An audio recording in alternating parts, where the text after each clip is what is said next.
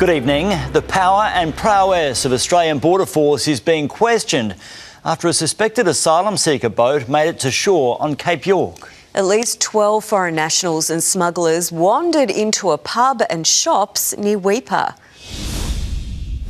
He arrived in Cairns on a plane, investigated for smuggling asylum seekers by boat. Flanked by police on the tarmac, one of two men detained inside a Weipa shopping centre by Border Force officials. The pair questioned over a number of hours, exiting the complex once with food and drink in hand. The next time, they were marched out in cuffs. The quiet Gulf town, a surprising new target for the shadowy world of people smuggling. This is an embarrassment for the Albanese government. The federal government needs to secure our borders. Campers have reported seeing these two men at the Pennyfather River hours before it's understood at least 12 Chinese nationals arrived on an illegal boat. Sort of 10 to 15 fellas getting off a boat in the middle of the night on a remote beach, not speaking English. Dan Tonan's friends saw the vessel at the secluded campsite and thought it was a drug run. They were just freaked. They just assumed the worst in terms of they didn't know whether they had weapons. In daylight, they alerted Border Force, who arrived by helicopter. Two of these people have been charged with people smuggling and the others have been taken into custody. Several asylum seekers were captured at a pub. There are now concerns about how an illegal boat managed to venture hundreds of kilometres into Australia. I think Border Force need to step up and become far more proactive on our borders rather than reactive. Immigration Minister Tony Burke and Border Force refusing to answer questions in what looms as a new political flashpoint. Garth Burley, 7 News. A Gold Coast grandfather is one of two men fighting for life after their family home was torched. They were dragged out by neighbours as others leapt from balconies to escape. The arsonist died in the blaze.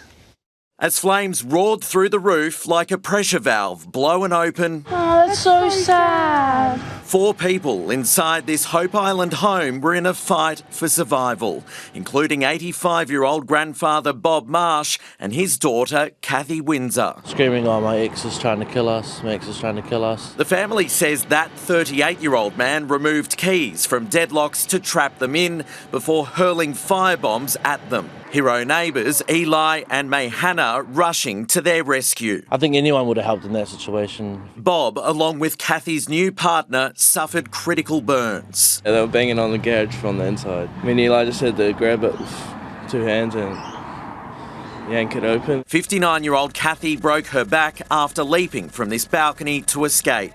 Her adult son avoided injury. It's quite shocking. It's also incredibly sad. All were rushed to hospital. The arsonist found dead inside. It just highlights the fragility of human relationships. From the family, this has been the most heartbreaking time of our lives. The kindness, generosity and compassion of others will help us begin to heal and rebuild. Any violence is absolutely unacceptable and that people need to call it out and report it to the authorities. Police had been called here just last week. The arsonist subject to a domestic violence order. The horror that would have gone on in that household last night is unimaginable. And will keep rippling through the community for a long time to come.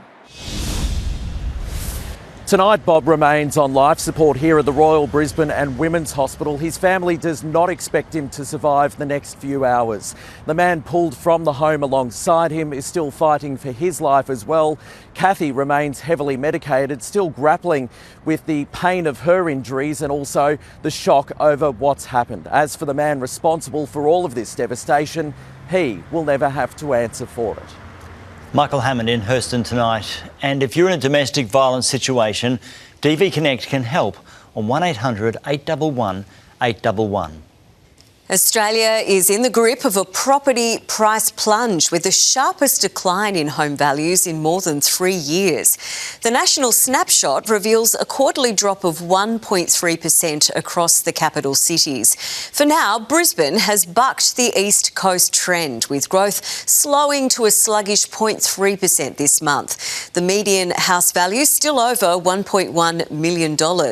Political editor Mark Riley has the fallout. Kids Club time in the Prime Minister's suite. Big smiles. Promoting the extension of paid parental leave to 6 months. Oh, there we go. Allowing more time with baby at home. Homes suddenly losing their value. As the market moves into the early phases of a downturn. Capital city prices falling an average of 1.3% in the June quarter, a decline sparked by the 3 interest rate hikes and the war in Iran. But then the budget was handed down, and that's really just added fuel to the fire. A fire set by capital gains tax and negative gearing changes now burning the short-term value of families' biggest assets. Claire, congratulations. Home values are tumbling. That was the goal, wasn't it? The federal budget will have a modest affordability effect on the market. Over the medium term, house prices in Australia will continue to grow. Claire, everything you just said is actually a load of crap. You have actually managed to crash the housing market. The downturn isn't a first. Cotuttley's data shows between 2017 and 2019, house prices fell 5.5%. And some analysts predict the construction pipeline and house prices will edge up over the next 18 months. At present, approvals for apartments are falling. But if you look at house approvals, they've actually gone up for 4 months in a row. Yet values are going backwards. As prices come off, those people are left with a mortgage worth more than their house. That's, of course, called negative equity. Including many first home buyers who bought through the government's 5% deposit scheme. Will the Prime Minister guarantee house prices won't fall any further? The short answer, no. Mark Riley, 7 News. Rail workers have pulled the pin on strike action, which could have frustrated tens of thousands of footy fans next week. Unions had threatened to target services to Suncorp Stadium, which is hosting the Origin Decider. The government says it's made progress on pay negotiations with some workers, but other talks have stalled. Queensland Rail has confirmed there will be 29 extra trains before kick-off and more services after the game. A missing minister who has for days refused to answer questions about her handling of kids in care has revealed she's been in hospital with a migraine. Amanda Cam posting a video on social media while colleagues fronted up to defend her. The minister, accused of being in hiding, sits down to record this update from inside a car. Yesterday I was hospitalised due to a medical condition that I suffer with, migraines, and today I've had specialist treatment here in Brisbane. The video was uploaded to Amanda Cam's social media not long after the Deputy Premier faced the media in Mackay near her electorate. The Child Safety Minister has dodged questions for days after revelations children in state care had been sleeping in government offices. She was admitted to hospital and is in no position to stand up at a media conference. I look forward to getting back to the region soon and also continuing to advocate for each and every one of you. Labor has been calling for her to be sacked. This is a new low for the Labor Party. I'm so sorry.